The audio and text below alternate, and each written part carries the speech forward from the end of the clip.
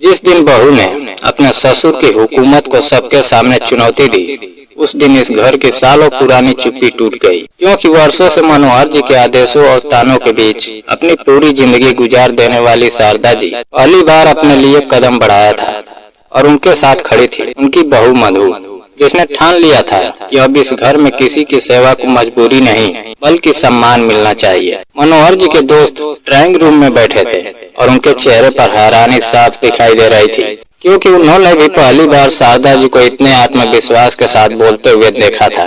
मनोहर जी गुस्से से लाल हो रहे थे, लेकिन दोस्तों के सामने ज्यादा कुछ कह भी नहीं पा रहे थे। तभी उनके एक मित्र मुस्कुराते हुए बोले, मनोहर, भाभी जी बिल्कुल सही कह रही हैं। हम लोग तो वैसे भी मिलने आए हैं, चाहे नाश्ता बाद में भी हो सकता है, पहले आप लोग बैठकर बात करते हैं। यह सुनकर दूसरे मित्र ने भी कहा, और वैसे भी कभी कभी घर की महिलाओं को भी बाहर जाने देना चाहिए, पूरी जिंदगी घर और रसोई में ही तो लगी रहती है। दोस्तों की बातें सुनकर मनोहर जी कुछ पल के लिए चुप हो गए। उन्हें समझ नहीं आ रहा था कि वह क्या जवाब दे। उधर मधु ने शारदा जी का हाथ थामा और मुस्कुराते हुए कहा, माँ जी चलिए, नहीं तो फिल्म शुरू हो जाएगी। शारदा जी ने एक बार मनोहर जी की ओर देखा। उनके चेहरे पर डर और झिझक की जगह आज एक अजीब सा आत्मविश्वास था। फिर वह मधु के साथ घर से बाहर निकल गई। उधर राकेश गुस्से में बड़बड़ाने लगा, लेकिन दोस्तों के सामने वह भी ज्यादा कुछ नहीं कह पाया।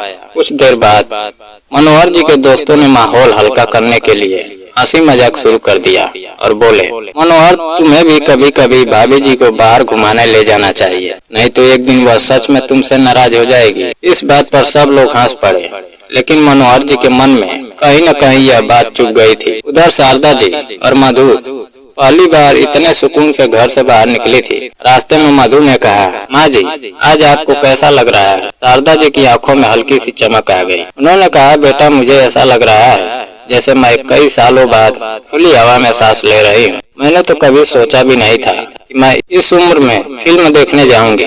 मधु मुस्कुराई और बोली, माँ जी जिंदगी जीने की कोई उम्र नहीं होती, बस फैसला करने की हिम्मत चाहिए। फिल्म देखकर दोनों जब वापस लौटी तो घर का माहौल थोड़ा शांत था।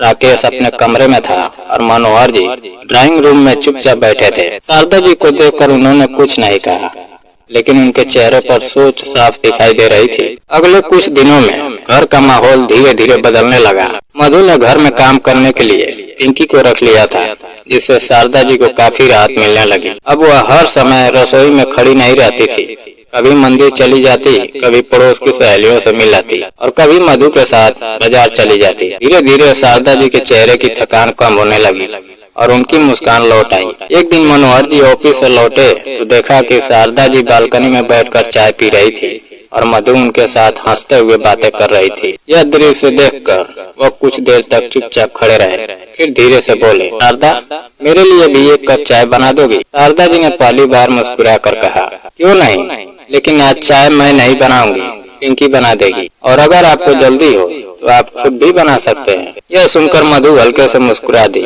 और मनोहर जी कुछ पल के लिए चुप रह गए, लेकिन इस बार उन्होंने गुस्सा नहीं किया, बल्कि धीरे से बोले, ठीक है मैं खुद ही बना लेता हूँ। उस दिन पहली बार राकेश ने भी महसूस किया कि घर में सब कुछ बदल रहा है। एक शाम जब वो ऑफिस से लौटा तो देखा कि उसकी माँ और मधु साथ बैठकर टीवी देख रही है और हंस रही है। वह कुछ देर उन्हें देखता रहा, फिर धीरे से बोला, माँ आपकी तबीयत अब कैसी है? शारदा जी ने मुस्कुरा कर कहा, अब बहुत बेहतर है बेटा, शायद इसलिए क्योंकि अब मुझे सिर्फ काम करने वाली मशीन नहीं समझा जाता। राकेश को अपनी गलती का एहसास होने लगा था। उसने धीरे से कहा, माँ अगर मैंने कभी आपको दुख दिया हो तो मुझे माफ कर दीजिए। शारदा जी ने उसके सिर पर हाथ रखा और कहा, बेटा गलती का एहसास ही इंसान को बेहतर बनाता है। उसी समय मनोहर जी भी वहाँ आकर बैठ गए। उन्होंने कुछ देर तक चुप रहकर सबको देखा, फिर धीमी आवाज में बोले, शायद मैं भी गलत था, मैंने कभी यह समझने की कोशिश ही नहीं की कि शारदा ने मेरे लिए कितनी मेहनत की है। यह सुनकर शारदा जी की आंखें नम हो गई, लेकिन इस बार उन आंसुओं में दर्द नहीं बल्कि सुकून था। उस दिन के बाद इस घर में बहुत कुछ बदल गया।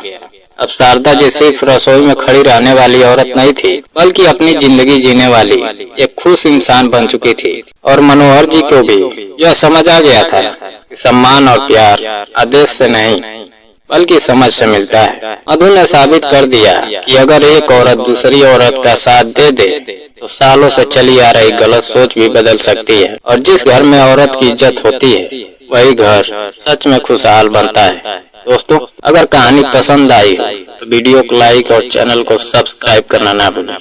जय हिंद।